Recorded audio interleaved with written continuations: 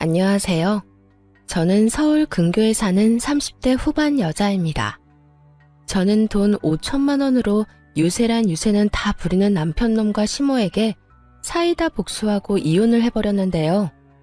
서론이 길어봤자 지루하시기만 하실 테니 다 생략하고 바로 시작해보겠습니다.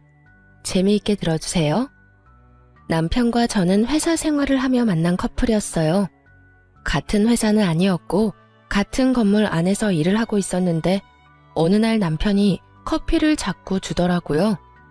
일주일 동안 맛있게 드시라며 커피만 주던 남편은 일주일이 지나던 날 저에게 연락처를 물어왔고 전 남편이 꽤 마음에 들었던 터라 연락처를 알려주게 되었죠.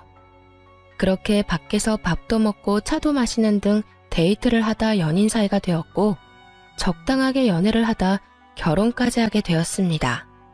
그저 행복하기만 했던 결혼 생활은 생각보다 짧았고 다른 환경에서 너무나도 다르게 살아왔던 저희는 다툼이 잦아졌어요. 여보, 밥 다 먹고 싱크대에 넣으라고 했잖아.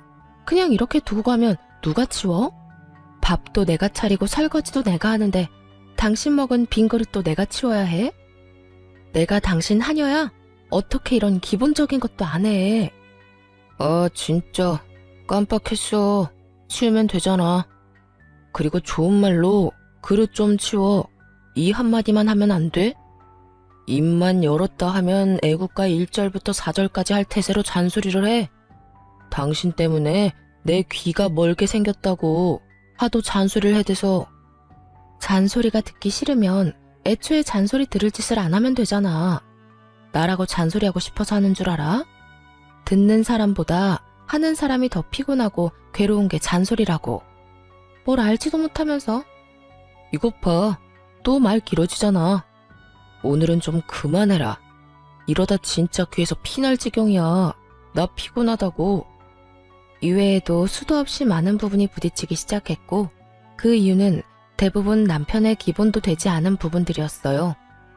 양말 뒤집어 벗어놓기는 기본이었고 코앞에 빨래통을 두고도 옷을 벗는 족족 아무렇게나 벗어두기도 했어요. 또 쓰레기통에 음식물을 버리기도 했고 재활용통에 쓰레기를 버리기도 하더군요. 그럴 때마다 제가 무어라 하면 그 모든 말을 잔소리라고 하며 짜증만 내게 일쑤였고 다 알아서 한다며 회피형 대답만 하고선 정작 하지 않을 때가 더 많았죠. 피곤하다는 이유로 청소 한 번, 설거지 한 번을 하지 않는 남편을 보며 이러려고 결혼했나 회의감까지 들기 시작했어요.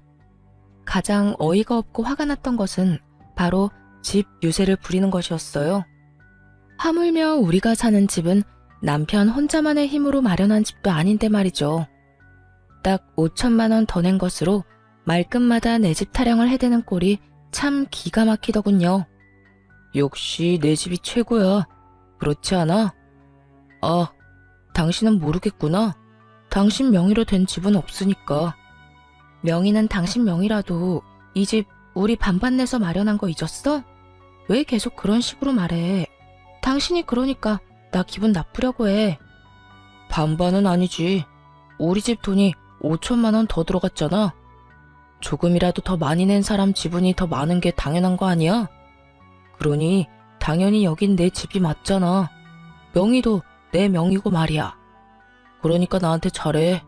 자꾸 잔소리만 하면 집에서 쫓아내버린다. 잘났다 잘났어. 내가 말을 말지. 당신 편할 대로 생각해. 그렇게 생각해서 당신이 행복하다면 됐다 됐어. 초반엔 좋은 게 좋은 거라 넘겼지만 저런 일이 계속 반복되니 더는 농담으로도 들리지 않고 짜증이 확 나더라고요. 남편이 강조하는 5천만 원도 다 사연이 있었어요. 결혼을 할 당시에 모아둔 돈으로 집을 마련하기엔 턱없이 부족했던 저희는 대출을 내서 집을 마련하기로 했는데 그 사실을 양가 부모님께서 아시곤 도움을 주셨었죠. 친정에서 보태주신 돈 중 5천만 원 가량을 가전 가구를 포함한 결혼식에 필요한 비용으로 쓰게 된 것이었죠. 그래서 엄연히 말하자면 정확히 반반 결혼을 한 것이었어요. 그런 집이었지만 집을 마련할 당시 시무는 공동 명의가 아닌 남편 명의로 하라고 난리를 부려대더라고요. 아들. 명의는 당연히 네 명의로 하는 거지. 원래 집은 남자 명의로 하는 거야. 요즘 젊은 애들 공동명의 타령들 해대는데 엄마는 절대 싫다. 네 명의로 해. 알겠지? 알겠어. 알겠다고. 당신도 괜찮지? 괜찮아. 공동 명의보단 당신 명의로 하는 게 세금도 그렇고 여러모로 괜찮을 것 같네.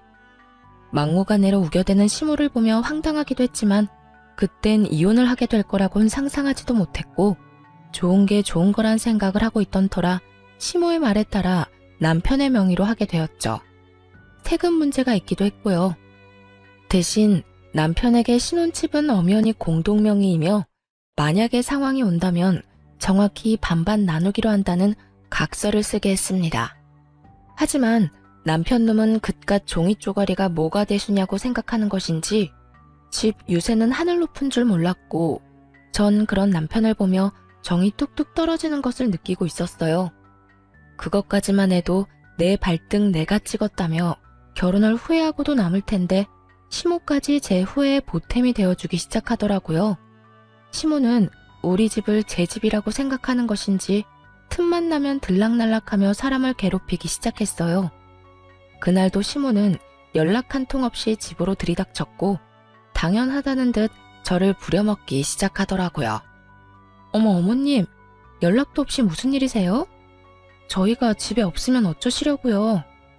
주말인데 너희가 어딜 가겠어? 그리고 우리 아들한텐 연락했는데 못 들었니? 네, 별말 안 했는데 들어오세요. 그런데 정말 무슨 일이세요? 무슨 일 있어요? 내 아들 집 오는데 무슨 이유가 필요하니? 우리 아들은 뭐 하니? 지금 낮잠 자고 있어요. 피곤한가 봐요. 앉아 계세요. 지금 깨워볼게요. 아니야. 그냥 둬라. 피곤하면 좀 자야지. 그런데 너희 밥은 먹었니? 나는 오늘 하루 종일 뭘 제대로 못 먹었더니 배고픈데. 시장하세요. 지금 바로 차려드릴게요. 그래. 그러면 간단히 쌈밥 좀 해먹자꾸나. 오리고기도 좀 굽고 양배추도 좀 찍어라. 집에 기본적인 쌈은 있지? 시모는 간단이라는 단어의 뜻을 모르는 것이 분명했어요.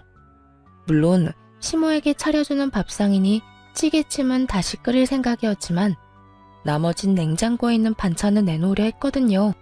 갑작스럽게 집으로 들이닥친 사람이니 그 정도는 이해하겠지 했는데 시모는 간단히 집에 있지도 않은 재료들을 찾고 있더라고요. 어머님, 오리고기는 없고 삼겹살은 있어요. 쌈도 상추 깻잎은 있는데 양배추는 없고요. 너 회사 생활한다고 살림을 아무렇게나 살고 있는 거 아니니? 어떻게 가정집에 그 기본적인 것도 없니? 언제부터 그런 것들이 가정집에서 기본적으로 갖춰야 할 재료들이 된 것인지 알 수가 없더라고요.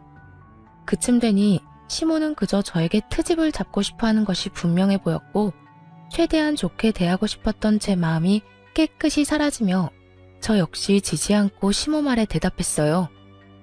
네, 저희 집엔 그런 찬들이 기본은 아니라서요. 그리고 어머님도 아시다시피 냉장고에 이것저것 쌓아두면 뭐 하나요? 신선도만 떨어지고 아차 하는 순간 상해서 버리기밖에 더 하겠어요?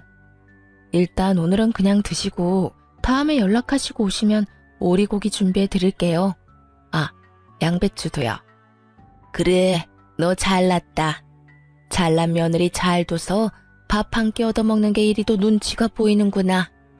그리고 너 아까부터 연락 타령을 해대는데 이 집 엄연히 내 집이기도 하지 않니? 이 집에 들어간 내 돈이 얼만데 아까부터 연락 타령인 거야. 넌 네 집에 갈 때 연락하고 가니?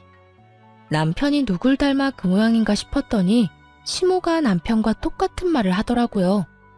저는 이번에야말로 확실히 집어줘야겠다는 생각을 했고 시모를 똑바로 바라보며 이렇게 말했어요. 어머님, 이 집이 왜 어머님 집이에요? 엄연히 저희 부부 집이죠. 어머님 돈만 들어간 거 아니고 저희 부모님 돈도 그 못지않게 들어갔어요. 어머님 말씀대로라면 저희 부모님도 이 집에 막 오셔도 되겠네요? 제 말에 시모는 펄쩍 뛰며 이렇게 말하더라고요. 그건 아니지. 이 집 살 때 우리가 5천 더 보탠 거 잊었어? 그러니까 이 집에 대한 권리는 우리한테 더 있다고. 거기에다 이 집 명의도 내 아들 명의인 거 잊었어? 그런 내 집, 내 아들 집에 네 부모들이 왜 와? 내 아들 불편하게. 절대 난 그 꼴은 못 본다. 그 빌어먹을 5천만 원. 할 수만 있다면 시모의 입에다 던져주고 싶은 심정이었어요. 도대체 어느 나라 계산법에 따라 계산을 하면 저딴 결론이 나올 수가 있는 것인지 궁금해지더라고요. 전 다시 한번 정확히 반반 결혼임을 시모에게 말해주었습니다. 그 5천만 원 덜 들어가게 된 것도 이 집에 들인 가전, 가구, 저희 결혼에 쓰인 여러 가지에 쓴다고 그렇게 된 거예요.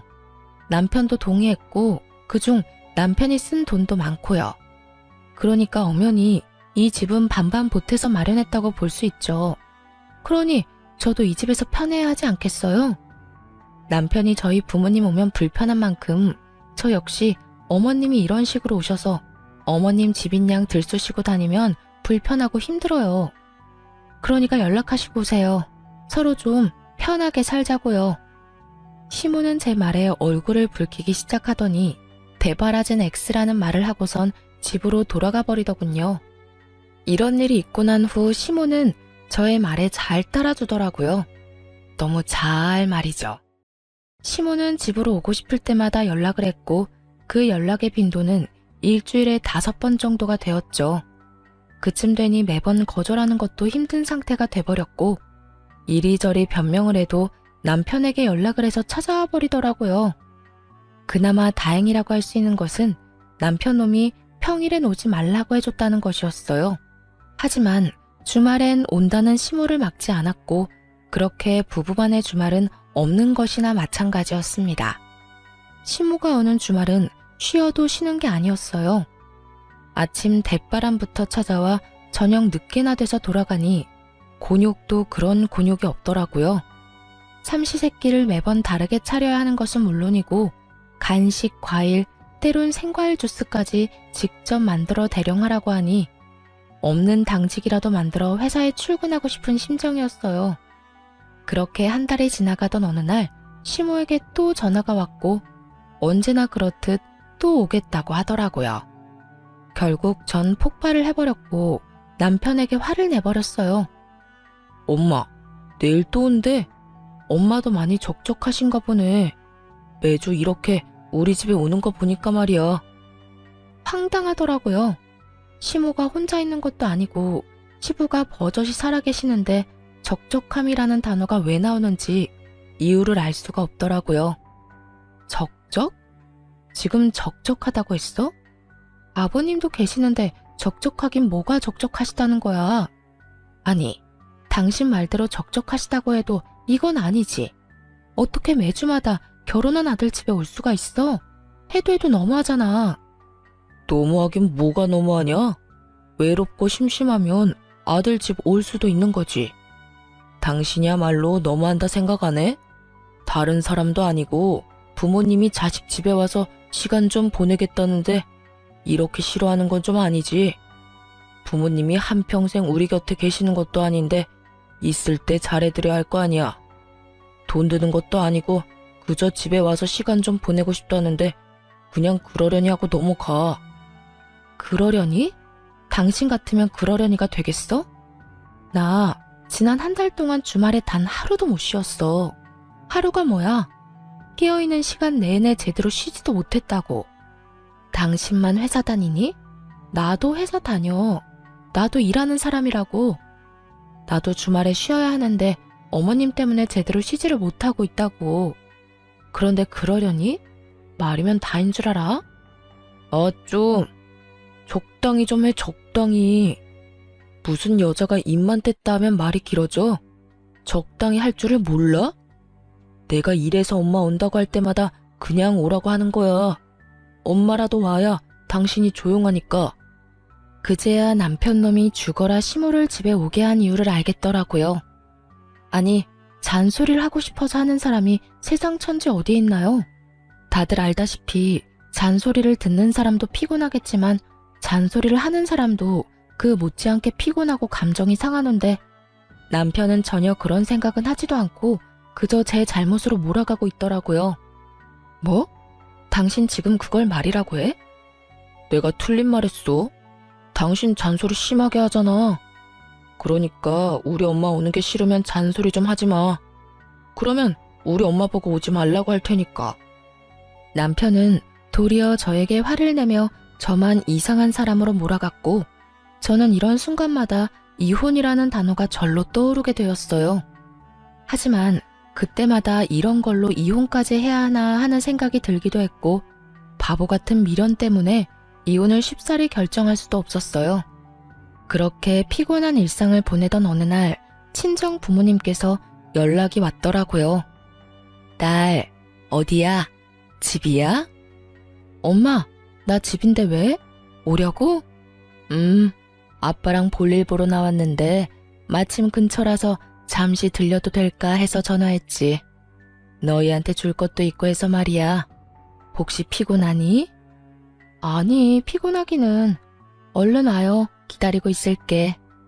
집으로 오신 부모님은 양손 가득 먹거리와 함께 영양제 등 몸에 좋은 것들을 사가지고 오셨고 전 이런 부모님을 그냥 보내기가 싫어 식사를 하고 가시라고 했어요.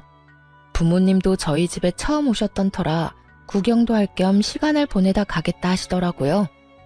저는 부모님과 대화를 나누는 와중에도 온 신경이 안방에 가 있었어요. 왜냐하면 부모님이 오셨단 걸 뻔히 아는 남편놈이 인사는커녕 안방에서 나오지도 않고 있었기 때문이었죠. 도대체 이게 무슨 경우인가 싶더라고요. 이건 정말 선을 넘는 행동이잖아요. 그래서 전 부모님의 눈치를 살피다 안방으로 들어가게 되었고 방에서 침대에 누워 휴대전화를 보며 낄낄거리는 남편을 보는 순간 화가 머리끝까지 치솟았어요. 당신 지금 뭐해? 우리 아빠 엄마 오는 소리 못 들었어? 들었어. 태연해도 너무 태연한 목소리였어요. 남편은 굳이 길게 말하지 않았지만 그래서 어쩌라고 라는 뒷말이 들리는 듯 하더군요. 전 밖으로 목소리가 새어나가지 않도록 조용히 남편에게 말했어요. 들었으면 나와서 인사는 해야 할 거 아니야? 그 정도는 예의 아니야? 이젠 내가 인사하는 것까지 알려줘야 해? 나 피곤하단 말이야. 그냥 나 잔다고 그래. 깊게 잠들어서 못 깨운다고 하면 되잖아. 정 안 되겠으면 그냥 나 없다고 그래. 내가 아예 안 나갈 테니까.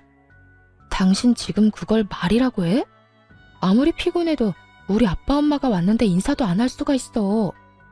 불편한 걸 어떻게 해. 나 불편한 거 싫단 말이야. 주말엔 마음 편히 쉬어야 평일에 또 열심히 일할 거 아니야. 근데 오셨으면 주실 것만 주시고 가면 되지 식사는 또 왜 하고 가신다는 거야? 아니, 애초에 주말에 찾아오신 거부터 좀 아니지.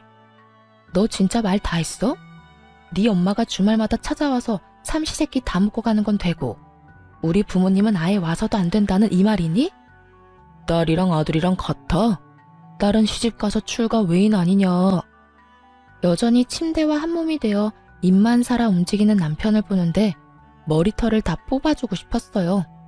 이기적인 논리로 개소리를 하는 남편에게 하고 싶은 말은 많았지만 이야기가 더 길어지면 밖에 계신 부모님이 눈치를 채실 것 같더라고요. 그래서 전 남편을 두고 방에서 나왔고 부모님께는 남편이 피곤하다며 대충 얼버무렸습니다. 남편이 많이 피곤한가 봐.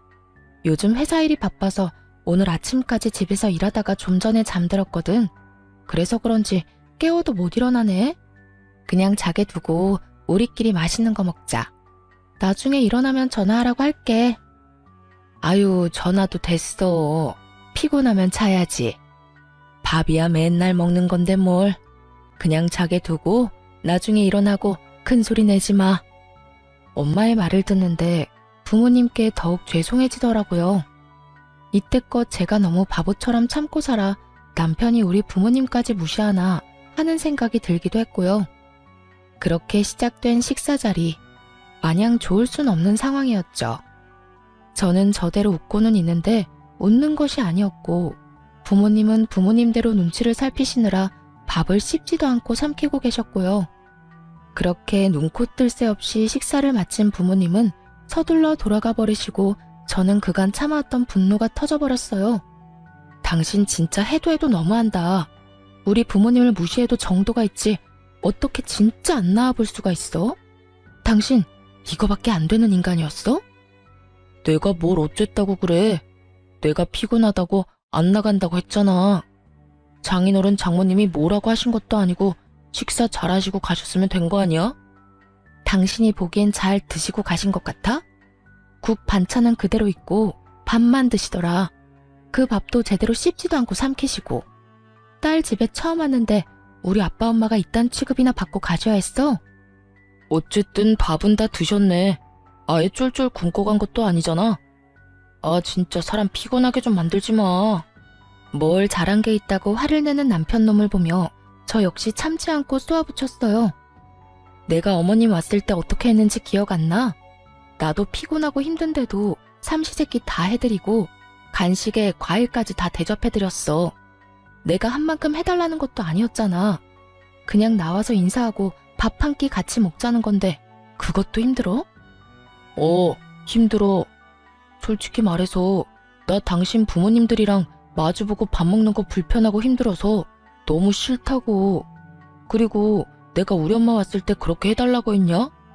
당신이 착한 며느리병 걸려서 알아서 다 한 거 아니야?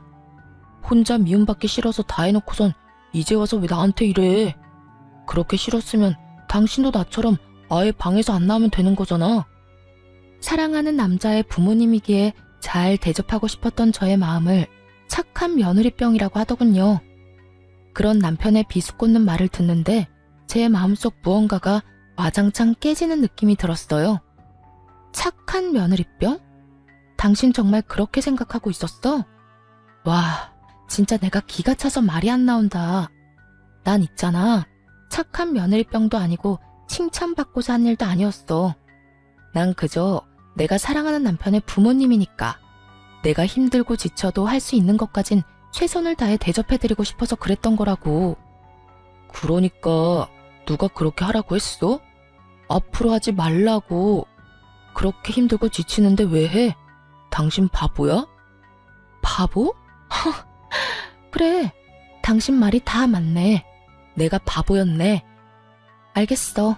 그러면 앞으로 나도 당신처럼 어머님이 오든 말든 안방에서 안 나와도 상관없다 이거지? 알겠어. 당신 후회하지 마. 후회는 무슨? 당신이 어떻게 하든 후회 안 할 테니까 앞으로 당신도 내가 어떻게 하든 상관하지 마. 결국 남편은 잠자고 있던 제 코털을 건드렸고 전 결혼하고 처음으로 시모의 방문을 기다리게 되었습니다. 며칠 뒤 기다리고 기다리던 시모에게서 집으로 온다는 연락이 왔고 전 안방 열쇠와 먹거리를 챙겨 안방에 들어가 문을 잠가버렸어요. 네, 저는 남편이 권한 대로 그리고 남편이 제 부모님께 한 그대로 하기로 한 것이었죠. 여보, 엄마 왔어. 나와. 여보, 엄마 왔다니까. 뭐 하는 거야 도대체? 문이 왜 잠겨있지? 여보, 여보, 여보! 남편은 밖에서 문을 두드리며 소리를 질러댔고 전 휴대전화로 보고 있던 동영상 소리를 최대치로 올려버렸어요. 이게 무슨 소리야? 쟤 지금 방에서 TV 보고 있니? 이게 감히 시어머니가 왔는데 이게 무슨 짓이야? 어디 버르장머리 없게 인사는커녕 얼굴도 안 내밀어. 저게 나를 무시해도 유분수지. 이게 뭐 하는 짓이야? 시모는 노발대발하며 갖은 험한 말들을 쏟아내고 있었고 남편 역시 자기가 한 짓은 기억나지도 않는 것인지 지치지도 않고 문을 두드리더군요. 그렇게 1시간쯤 지났을까요? 시모가 이를 바득바득 깔며 이렇게 말했어요. 내가 가만히 있을 줄 알아? 두고 봐 너. 시모가 돌아가는 소리가 들리고 문을 열고 거실로 나갔더니 남편놈이 씩씩거리며 저를 쏘아보더라고요. 당신 미쳤어? 이게 뭐 한 짓이야? 뭐 하는 짓이긴 다 당신한테 배우고 당신이 시킨 대로 하는 짓이지. 뭐? 당신이 그랬잖아. 다음에 어머님 오시면 나한테도 안방에서 나오지 말라며. 당신 시킨 대로 한 것뿐인데 왜 화를 내? 그 말을 고지 곧대로 믿는 사람이 어디 있어? 그냥 한 말이잖아. 그냥 당신 잔소리 듣기 싫어서 아무렇게나 나오는 대로 한 아무 의미 없는 말. 당신한텐 아무 의미 없는 말일지 몰라도 나한테는 아니었어. 그러게 말을 할 땐 생각을 좀 하고 말을 하지 그랬어. 아, 그리고 어머님껜 당신이 잘 말해줘. 나 회사 일로 너무 피곤해서 휴대전화로 TV 보다가 깊게 잠들어서 몰랐다고 말이야. 아니다. 그렇게 문을 두드리고 고함을 질러대는데 너무 말이 안 되나? 그냥 문 따고 들어가니까 기절해 있었다고 그래. 그래서 병원 다녀왔다고 하면 되겠네. 하여튼 좀 부탁할게. 남편은 자기가 한 짓이 그제야 생각나는지 아무 말도 하지 못하고 그저 저를 계속해서 쏘아보더라고요. 그렇게 쏘아보기만 하던 남편놈은 그나마 생각이란 건 있었는지 시모에게 연락을 해 제가 시킨 대로 알고 보니 제가 잠시 혼절해 병원에 다녀왔다고 거짓말을 했고 시모는 믿는 듯 넘어가더군요. 아무래도 아들이 그렇게 말을 하니 의심쩍긴 하지만 믿고 넘어가는 듯 했어요. 믿지 않았다면 진작 연락이 와 노발대발 화를 냈을 텐데 따로 연락이 오지 않을 뿐더러 찾아오지도 않았으니까요. 그렇게 남편과의 신경전이 계속되며 이혼이 가까워지던 어느 날 한동안 잠잠했던 시모에게서 연락이 왔더라고요. 예, 회사니? 네, 회사예요. 바쁠 테니 본론만 말아마. 집 비밀번호 뭐니? 네? 비밀번호요? 그건 왜요? 왜긴 왜야. 집에 들어가려고 그러지. 그러니까 주인도 없는 집에 왜 들어가시려고 하냐고요. 다름이 아니라 우리 장남이 이혼을 했다지 뭐냐. 아직 네 시아버지는 몰라서 잠시 거기서 지내야 하겠다. 산 넘어 산인 상황이었어요. 힘들게 시모를 못 오게 했더니 이젠 아예 시숙이 와서 살겠다고 하니 산 넘어 산이 아니겠어요? 가족끼리 어려우면 도울 수도 있다고들 하시는데 저 역시 그렇게 생각합니다. 그런데 저딴 시댁 식구를 가족이라고 할 수 있는 것인지 의문인 상황에서 시숙까지 데리고 살아야 한다는 건 말도 안 되는 소리일 뿐더러 절대 용납해서도 안 될 일이었죠. 아무리 상황이 그렇다고 해도 그건 아니죠. 제가 왜 아주버님까지 데리고 살아야 해요? 그것도 저희 집에서요. 얘가 아직도 이러네.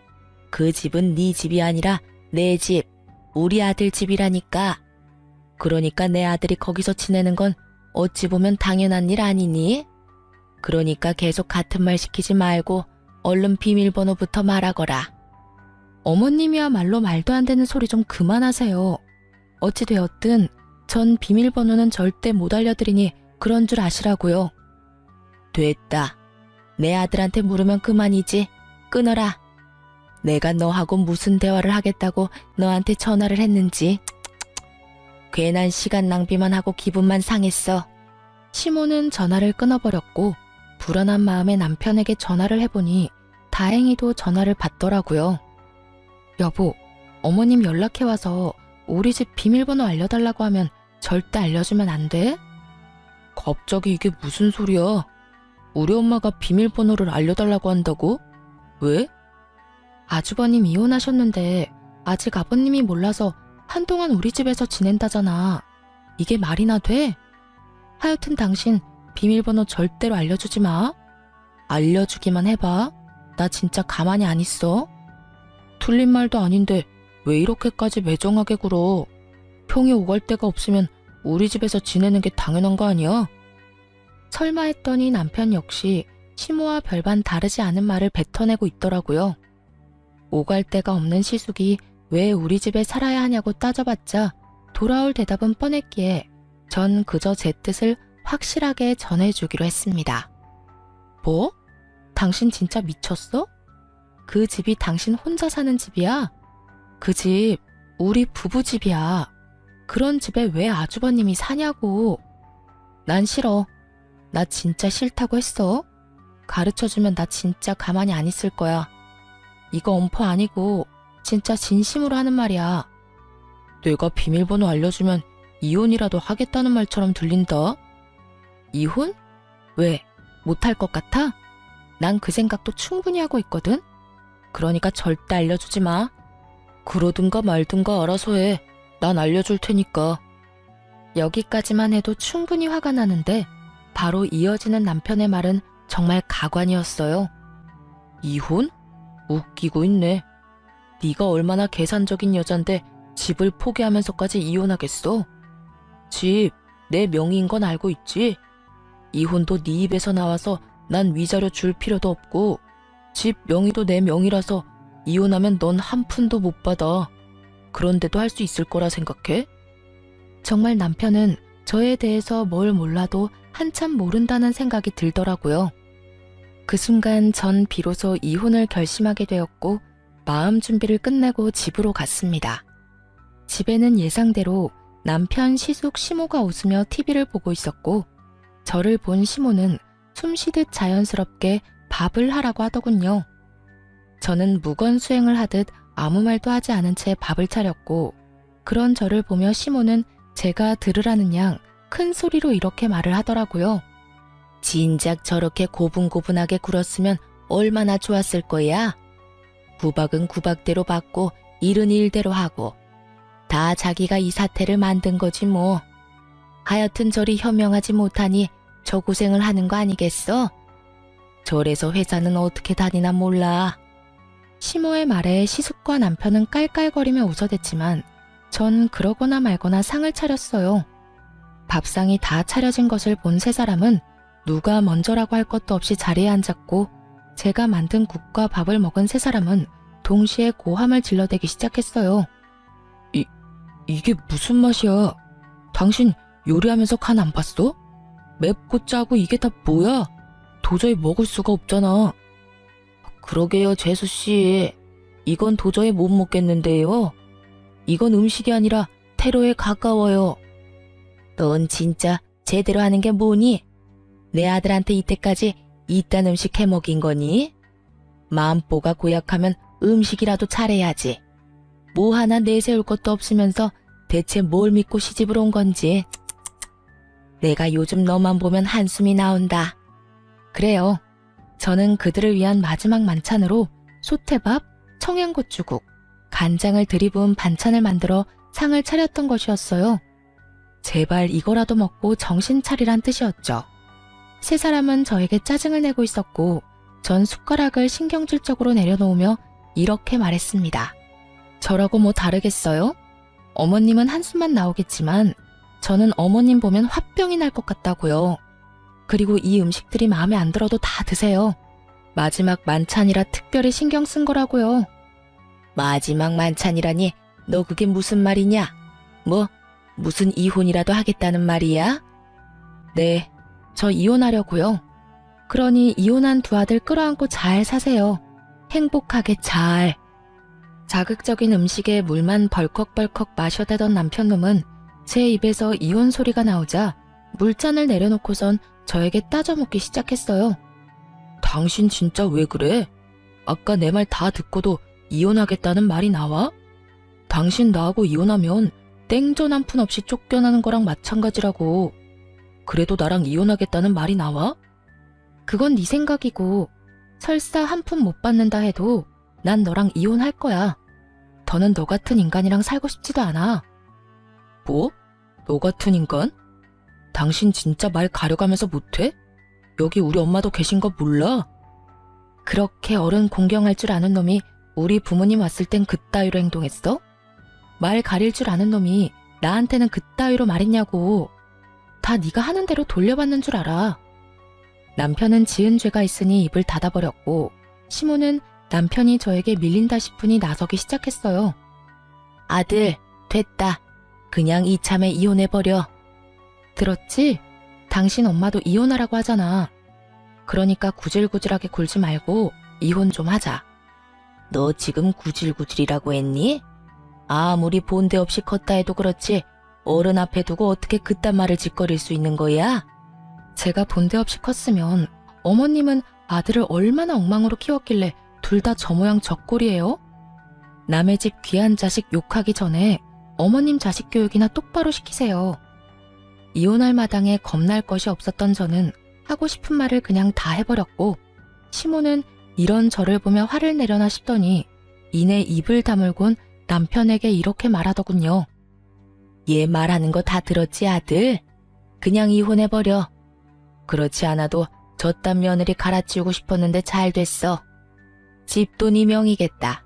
너한텐 이혼이 여러모로 이득이니 그냥 해버리고 좋은 여자 찾아서 재혼이나 하거라.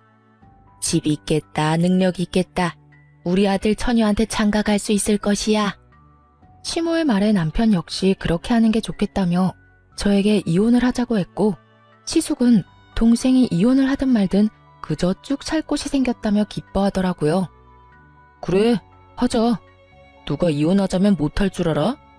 나도 당신 같은 여자한테 미련 없다 이거야. 불쌍해서 데리고 살아줬더니 고마운 줄도 모르고. 당장 이혼해, 당장. 그러면 나 이 집에서 쭉 살아도 되는 거야, 엄마? 아싸. 그렇지 않아도 어디 가서 살아야 하나 걱정이었는데. 그래, 우리 장남. 앞으로 그냥 여기서 살면 돼.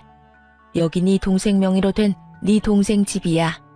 이혼해도 명의가 네 동생 거라 아무 상관없어. 그러니까 여기서 새 출발해. 이렇듯 파렴치하게도 기뻐하는 새 인간에게 그들에겐 잔인하지만 저에게는 즐거운 진실을 알려주고 싶었지만 우선 즐기게 두기로 했습니다. 일단 그들은 세 사람인 반면에 저는 혼자이기도 했고 희망과 꿈이 클수록 절망도 클 것이라 생각했기 때문이죠. 저는 짐을 싸 친정으로 갔고 친정에서 이혼을 진행하게 되었어요. 빨리 이혼하고 싶어 이혼 노래를 부르던 남편놈과 시댁것들은 이혼이 진행되면 될수록 얼굴이 사색이 되어가더군요. 그 이유는 자신들의 뜻대로 되는 것이 단 하나도 없었기 때문이었어요. 저는 남편이 각서를 쓴 다음날 바로 공증을 받았을 뿐만 아니라 만일을 대비해 녹음까지 해놨었죠. 온전히 자신의 것이라고 믿어 의심치 않았던 남편 명의의 아파트는 각서 내용대로 정확히 반반으로 나누게 되었어요. 거기에다 시모가 저를 부려먹은 대화 역시 통화 녹음과 문자로 보관 중인 상태였죠. 그렇게 남편과 시모는 저에게 위자료까지 주게 되었습니다. 이혼이 마무리되던 날 전 남편 놈은 눈물까지 고인 눈으로 저를 노려보더라고요. 그러다 울겠다. 지금 안 울게 생겼어? 아파트에 위자료까지. 생각지도 못한 돈이 너한테 다 들어가게 생겼는데. 생각지도 못했다는 사실이 난 놀랍다 놀라워. 내가 보탠 돈이 있는데 그깟 명의 하나 때문에 다 네 몫이 될 거라 생각했어? 착각도 그 정도면 병이고 욕심이 과하면 탈이 나는 법이야. 그러니까 앞으로는 그딴 심보 버리고 착하게 좀 살아라. 전 남편은 끝까지 저를 노려봤고 전 콧노래를 부르며 이혼을 할 수 있었습니다. 저의 복수는 이것이 끝이 아니었어요. 오히려 이제부터가 시작이었죠. 전 이혼을 진행하며 전 시부에게 전화를 걸어 전 시숙을 이혼 사실과 함께 전 남편과 이혼하게 된다는 사실 역시 알리며 이혼 사유에 대해 낱낱이 밝혀버렸어요. 시부는 머리 끝까지 화가 나 집을 살 때 보태주셨던 모든 돈과 지원을 끊어버림과 동시에 세 사람을 집에서 쫓아내버리고 전 시모와 이혼을 진행 중이라고 하더군요. 평소에도 전 시부는 전 시모가 아들들 사람에 지나치게 개입하며 며느리들을 괴롭히는 모습을 보며 하지 말라고 여러 번 경고했는데 전 시모는 그 말을 전혀 듣지 않았던 것이죠. 알고 보니 전 시숙 역시 전 시모의 개입 때문에 이혼을 하게 되었고 저 역시 비슷한 이유로 이혼을 하게 되었으니 더는 그런 전 시모와 함께 살고 싶지도 살 이유도 없다고 하시더라고요. 전 시모가 이혼할 처지에 놓이자 전 남편이 급했는지 전화가 다 왔더라고요. 야, 너 진짜 미쳤어. 우리가 이혼했으면 끝난 거지. 왜 우리 아버지한테까지 전화해서 이 사달을 만들어? 지금 너 때문에 우리 엄마까지 이혼하게 생겼다고. 어떻게 책임질 거야? 그렇지 않아도 아버님께서 그러시더라. 집에서도 쫓겨났다며? 어떡하니? 셋 다 돈도 없을 텐데 집에서도 쫓겨났으니 이제 오갈 데 없는 거지꼴이겠네. 너 지금 말 다 했어? 왜? 내가 틀린 말 했어?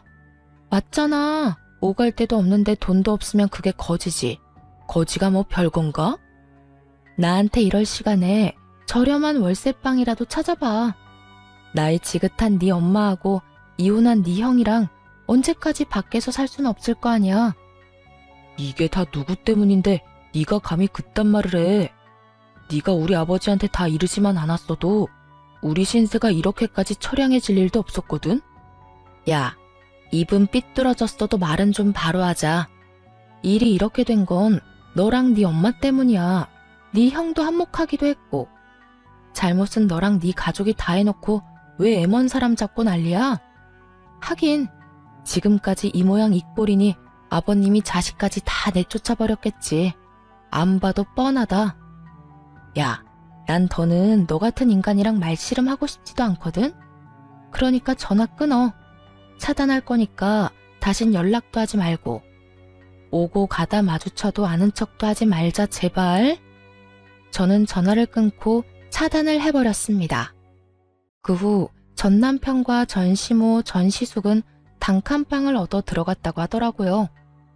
이혼한 전 시모와 이혼한 아들 둘이 한 집에서 오손도손 잘 살아가는 꼴이 참 볼만하다 싶었네요. 이혼을 하고 난 후 친한 회사 동료들은 저에게 이혼 사유를 물어왔고 전 숨기지 않고 모든 사실을 말해주었어요. 제가 잘못한 것도 아니었기에 굳이 숨기고 싶지도 않더라고요. 소문은 빠르게 퍼져나갔고 결국 사람들의 손가락질을 버티지 못한 전 남편은 사표를 쓰고 회사를 그만두게 되었다는 이야기가 들려왔어요. 이젠 회사까지 그만두면 다신 볼 일이 없을 거라 생각했는데 회사를 그만두는 날 전 남편이 저를 찾아왔더라고요. 야, 너 진짜 이렇게까지 해야 했어? 내가 뭘? 네가 소문냈잖아. 우리가 왜 이혼하게 됐는지. 아름다운 이별 몰라? 끝까지 이렇게 더럽고 치사하게 굴어야겠어? 아름다운 이별 같은 소리 한다. 너는 아름다운 이별이 하고 싶어서 아파트 혼자 다 가지려고 했어? 그것도 너 혼자 산 집도 아니고 반반 보태서 마련한 집을? 양심이 없어도 적당히 없어야지. 다 네가 지은 죄값, 네가 다 받는 거라고 생각해. 그리고 소문 중에 틀린 말도 없었잖아. 안 그래? 틀린 말은 없었어도 그렇게까지 다 말할 필요는 없었잖아. 그냥 성격 차이라고 해줄 순 없었어? 그래도 우리가 살았던 정이 있는 건데 이렇게까지 나를 끝까지 몰고 가야만 했었냐고. 난 그저 묻길래 있는 사실 그대로 말해준 것뿐이야. 그리고 소문이야 어떻듯 당신 당당했잖아. 당신은 이혼하는 그 순간까지 나한테 잘못한 거 없다고 했던 사람이야. 그런 사람이 이제 와서 사람들이 욕하고 손가락질하니까 부끄럽긴 한가 보다. 잘못된 행동이란 걸 느끼기는 하는가 봐. 아니거든. 난 여전히 내가 잘못했다고 안 생각하거든. 그래? 그렇게 생각해서 당신 마음이 편하다면 그렇게 생각해. 이젠 난 당신이 어떻게 생각하든 아무 상관도 없는 사람이니까. 그러면 난 바빠서 이만 가볼게. 이젠 다신 마주치지 말자. 돌아서는 제 뒤로 남편의 험한 말들이 들려왔고 전 머리 위로 가운데 손가락을 보여주며 대답을 대신했습니다. 그 한 방에 제 모든 울분이 날아가는 기분이 들더군요. 그 후 전 남편을 포함해 전 시댁 식구들의 소식은 들을 수 없었으나 어떻게 지낼지는 뻔했기에 굳이 알고 싶지도 않았어요. 그렇게 전 다시 화려한 싱글이 되었고 시간은 빠르게 흘러 이혼을 한 지 3년이 되었네요. 전 여전히 회사 생활을 하며 잘 지내고 있습니다. 요즘엔 여러 모임에 참석해 사람들과 즐거운 시간을 보내며 이혼의 아픔을 점점 잊어가고 있는 중입니다. 남편에 대한 미련은 없다고 하나 이혼을 마음먹게 되었던 과정부터 이혼을 하게 되는 과정까지 너무 힘든 일의 연속이었기에 처음엔 참 많이 힘이 들더라고요. 멍청하게도 그 모든 게 제 탓인 것만 같은 순간들이 있기도 했고 후회스러운 날들이 있기도 했어요. 그야말로 기분이 롤러코스터를 타는 날들이었어요. 하지만 그런 날들은 길지 않았고 전 이제 그런 못난 생각들을 더는 하지 않습니다. 저의 잘못이 전혀 없었다고는 생각하지 않지만 언제나 원인은 전 남편이었고 나름대로 문제를 해결하기 위해 노력해왔다고 생각하니까요. 그래서 이젠 후회도 하지 않고 모든 걸 훌훌 털어내고 제 삶을 위해 살아가고 있어요. 요즘처럼 제 삶에 만족하며 지냈던 적이 없었던 것 같아요. 매 순간 매 시간이 소중하게 느껴지기도 하고 가끔씩 찾아오는 적막을 오롯이 즐기며 지내기도 하고요. 요즘엔 이혼이 내가 한 결정 중에 가장 잘한 결정이라고 느낄 만큼 행복하게 잘 살고 있어요. 혹시 사연을 듣고 계신 분들 중에 저처럼 남편과 시댁 때문에 이혼을 고민하고 있는 분이 계시다면 이런 말을 해드리고 싶어요. 이혼 쉬운 결정이 아닌 것은 분명합니다. 저 역시도 그런 말도 안 되는 상황에서도 꽤 긴 시간 이혼에 대해 고민했고 쉽사리 결정하지 못했던 것이 사실이니까요. 그런데 돌이켜보니 그 모든 순간들이 결코 저를 위한 시간들이 아니었더라고요. 그 시간들은 제 영혼을 갉아먹는 시간들이었고 그 모든 순간이 그저 괴롭기만 한 지금은 떠올리기도 싫은 나쁜 기억일 뿐이었어요. 그러니 여러분, 자신을 괴롭히지 말고 현명한 선택, 옳은 선택할 수 있길 제가 응원하겠습니다. 여러분도 제 행복을 위해 응원해 주실 거죠? 저는 이만 물러가 보겠습니다. 긴 시간 들어주셔서 감사합니다.